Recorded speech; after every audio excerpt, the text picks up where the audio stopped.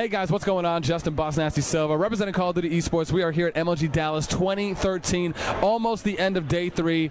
So excited. Finally was able to find another Call of Duty Black Ops 2 team. Guys, what's your name, your tag, what team you repping? Our team name is Choke Point, and I'm the leader of it, and my name is Boots. Nice place for the win. Please follow me. I usually go by my gamer tag, but you can call me Ben. My name's Keith. I go by Shriek, and I run AR for our team. Okay. How tall are you? I'm 6'5½". Fuck. I'm Brian. I'm Polos, and you can follow me at Daddy Polos. Do you guys feel prepared coming into the Dallas event? Well, I was the newest member of the team because they're fourth sketched, so we only had under a month of practice. But coming in, we felt pretty confident. Otherwise, we wouldn't have gotten our tickets, to be honest with you. And after the first day, we felt really good coming into the second day. Where'd you guys end up placing? Top 64. How long have you been playing Call of Duty for? Since Call of Duty 4, like I've been playing for 5-6 years. How does that make you feel? You got the league play, you got the COD Caster. You must have been. I mean, you've been playing for a while. So I mean, what does it mean to you? It revamped the series definitely for me. I was getting to the point where it's like, man, I'm playing this game every year. There's gonna be another one out here. Like they showed their support this time, and it revamped the series for me. I've been playing competitively since like mid Black Ops, and I mean it's nice to have features that actually implement like competitive stuff and not just basic stuff. Do you also feel that community feedback played a big role in the developer support by them saying like, okay, hey, we'll try this out, let's throw this in? Yeah, I definitely feel like that happened. Like David Bondahar, the Treyarch crew, you got Hastro, he was helping in there, and I felt like it was a whole big community. You got the commentators getting in it, and you got showcases going on talking about the COD community, and really they took the feedback, fixed the game for the players, and really made this big for Call of Duty. Yeah, I feel the COD casting is huge for Call of Duty. I think it just adds a whole new dimension to it, and especially for the COD casters and even for the players, because you don't have to worry about everybody knowing who you are, because like the main stage with the proofs, it makes it a lot easier, Thoughts on the patch update? PDW, I personally I think it's unusable right now. Okay. The 3 SMGs that are usable, like Vector, MSMC, and I've been seeing the Scorpion a lot. And I've seen from, and we got tips from a couple pro teams on CTF. They'll run 2 submachine guns and 2 ARs, and if they get a flag up, they'll pull out a 3rd AR because ARs are somewhat dominant now. I like how I implemented the Scorpion into the game now. Like there's only 2. In my opinion, there's only 2 dominant subs. That's MSMC still and Scorpion. And I just run subs, so that's all I do. I think they try to do with the patch is kind of even out the playing field as far as ARs to subs. Really, I don't know, the PDW, I'd like to see that put back into play because it's a really good gun. But the top sub right now is MSMC, and I'd have to say, as far as ARs, you can really go for a far range. You got your AN94, your M8, and your FAL is probably going to be the top ARs there. Have you guys been noticing any trends that have been going on? Have people been, I mean, obviously we've been hearing a lot of the 3AR, the 1 SMG, but are there different guns that you guys have been noticing people using? Second round winners bracket, we versed Complexity, and I used the B23Rs Akimbos, and I went off, and when I was watching the stream earlier from the hotel room, I saw TP using them, and then when we versed them second round, I didn't get killed once by B23Rs, so I'm thinking they may be still a little trick from the trade. I don't know. Other than that, trophy systems for raid is huge. I didn't realize how important they actually are. And sensor grenades, I really should keep that on the down low, but they're really helpful. It's out of the box, but Hardpoint, it's a mobile VSAT. You go in there, you throw a stun, they can't move, then you throw the sensor nades, they're right there lit up on the map. I think it's definitely going to change the game. I think we're going to see that here in a few weeks. People are going to start using it a lot more. How many MLG events have you been to? This is my first. First, you're the virgin, I guess, kind of maybe of the bunch. Well, so there's a couple of us. Okay. Well, we'll get to the other virgins too as well here in a bit. How's the experience been for you throughout the weekend? It's been nice, but I wish there was a little bit more interactive stuff to do if people get knocked out in the lower rounds. The Dr. Pepper station was pretty nice for us. We actually got to play on that for a little bit against a team, and yeah, I just wish there was more interactive stuff going on than just watching. So more activities, or more vendors, more booths. Yeah, more activities definitely. Yeah, this is my first MLG event. I mean, I like it a lot. It's a lot of fun, a lot of stuff to do. So I mean, if you get bored, you just go over to the station, watch the stream. I mean, it's fun. Have you guys been interacting with any of the other players and teams? I mean, do you guys kind of also look at this as like, oh, hey, we get to meet up with other people that we know online? Yeah, we talked to Miracles from Perico yesterday.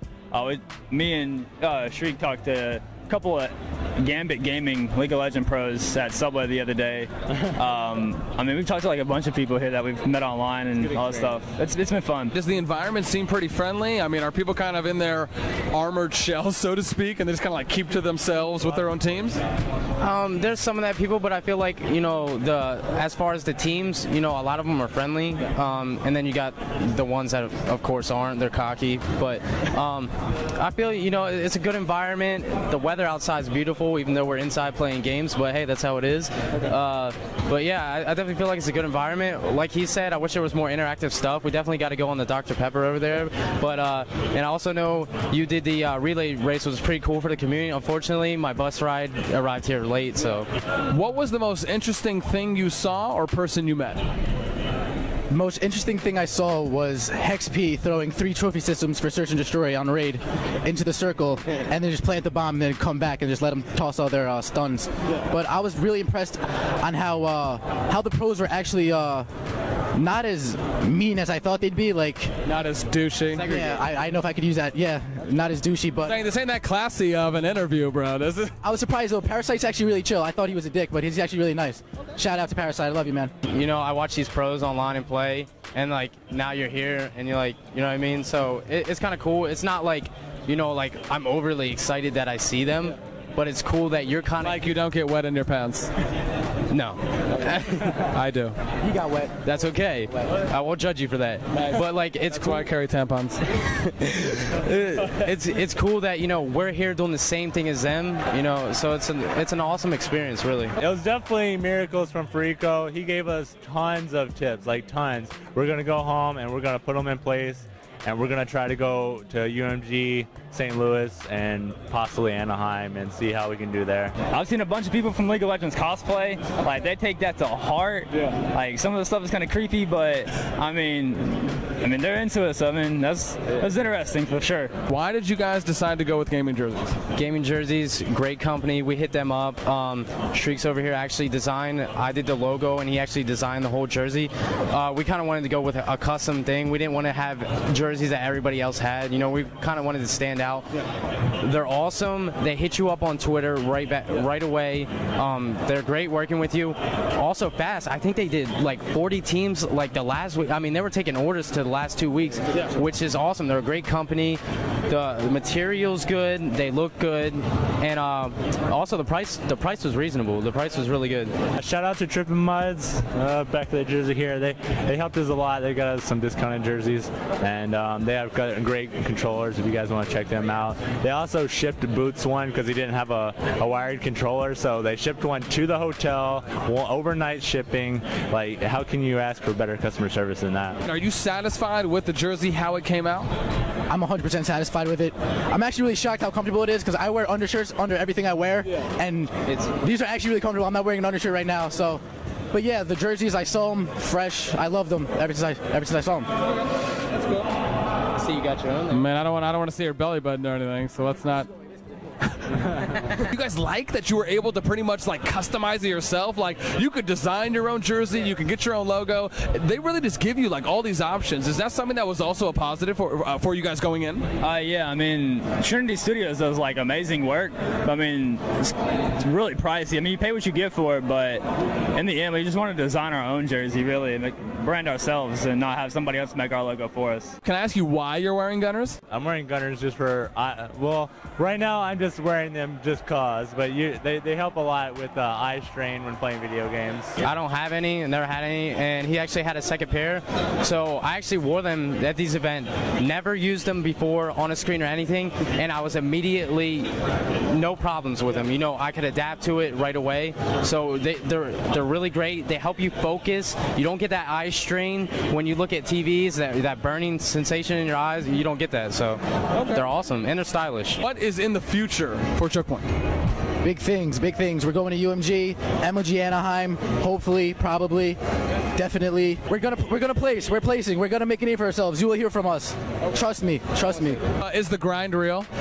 The grind is real. You know, you got your virtual world and your real world, so it's kind of, you gotta have. If none of us had jobs and people could pay for us to go places, I feel like those top teams, it's so much easier for them to grind because they don't have to worry about paying for the events. They don't have to worry about going out to their jobs. But for us, it's a different situation. So the grind is real. We get in there and do our thing. Hopefully, the teams we play here today, we can get scrims against them, because really, the better teams you play, the higher level you're going to play on at LAN. And we kind of noticed that. Like, we felt like if we had better teams we scrimmed against, it definitely would have brought us a little bit further, I believe, in the match. But as far as for choke point, I've been on a bunch of teams, and I felt like really I want to find people that have the same dedication and the same passion as me for gaming. So I made this team. I picked these players up. We're just going to keep pushing forward. There's no reason in breaking up, because you're going to go nowhere from there. You just keep pushing forward. No matter how much you go down, you get right back up and keep pushing forward. I love fucking preaching it over here. Shit, I love it. Okay. If you could add something to Black Ops 2 or change something that currently exists, what would it be? I would like to see more competitive maps being released, because the game like more symmetrical ones. Yes, more symmetrical ones, or bring back like maybe some COD 4 maps or Black Ops 1 maps, maybe firing range or summit. Those are some intense like maps. Ambush, COD 4. Yeah, ambush. That one was really good. The bad thing about Call of Duty is it gets stale sometimes, and you need more maps to like revamp it and like freshen it up. New maps, really. Playing the same stuff over and over, it gets kind of boring sometimes. So just fresher maps. That's about the only thing. The Peacekeeper would have been nice to use on LAN. That would have been. I was practicing it online after the patch, because I was like testing it, and it went off. Like, I would have liked to see it, like the download content on the Xboxes. I was gonna rock that Party Rock camo. They didn't have that, and I was disappointed. A party rocking 6'6" tall guy. Who doesn't want to see that shit? I do. In my closet. Wouldn't it be awesome though if MLG would have been like, hey, at Choke Point is going up against at whoever else team or whatnot. If we want esports to grow to the point where we have more gamers making a living gaming, your guys' networks have to grow. Predominantly your Twitters, because that's kind of just where everything trickles from. You guys send people to your streams from your Twitter, from your YouTube. You let people know when new videos are coming out on your guys' channels, everything. And so it just seems as though it would be more beneficial if you had companies, leagues like MLG, other ones too as well, say like, well, hey, here's this team's Twitter versus this team's Twitter. And then you would also possibly, even like for League Play in Black Ops 2, wouldn't it be cool if like the top teams on League Play and you could like highlight the team and it showed you the players' names and their Twitters right next to it? I definitely think that would grow the community, also expanding and giving people more knowledge about it and the teams. It really would help the teams out a lot as well.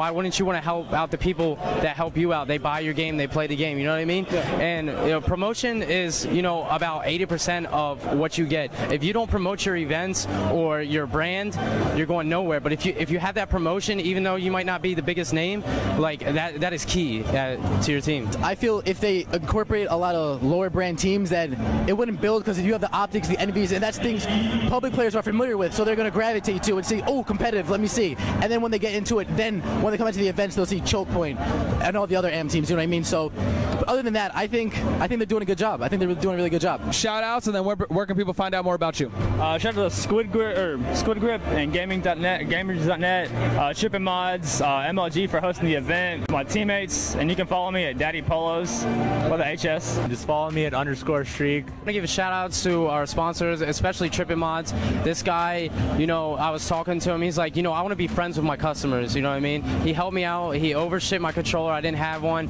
He helped us out with the jerseys, great company, go check them out. You can do anything you want on your controller. I want to give a shout out to Gaming Jerseys for doing these jerseys for us. They really helped a lot of these teams here look more professional at MLG. I want to give a shout out to Gamers.net, shout out to Squid Grip. Squid Grip's a great company, definitely involved with the community. I also want to give a shout out to bossnasti right here for really trying to get involved with this Call of Duty community. Good friends, Schoolie Nation, great guy. You can get to know me more at @BootsTheBanger. That's my Twitter. Same as my Twitch, same as my YouTube. Miracles TP and Parasite and Cosmo, because they gave us a lot of tips on how to improve our game. At Nice Plays, FTW stands for the win. Same as my YouTube. All I do is win, baby. And all I do is win in my pants. I love it. With Team Choke Point, man. So excited to obviously be interviewing more teams, more players. Can't wait to obviously get some more at the next event. Hopefully I'll be there too as well, man. It's so awesome to obviously see the responses, perspectives from players attending these events, seeing what they think, obviously where their mindset's at, and of course how they're performing at the events and how they plan to continue supporting esports. It's always going to be awesome.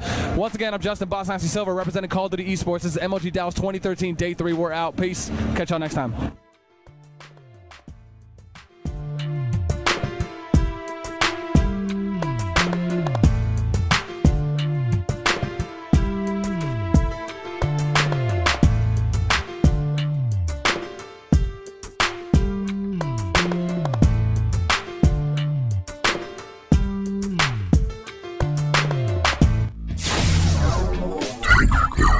Bike lane.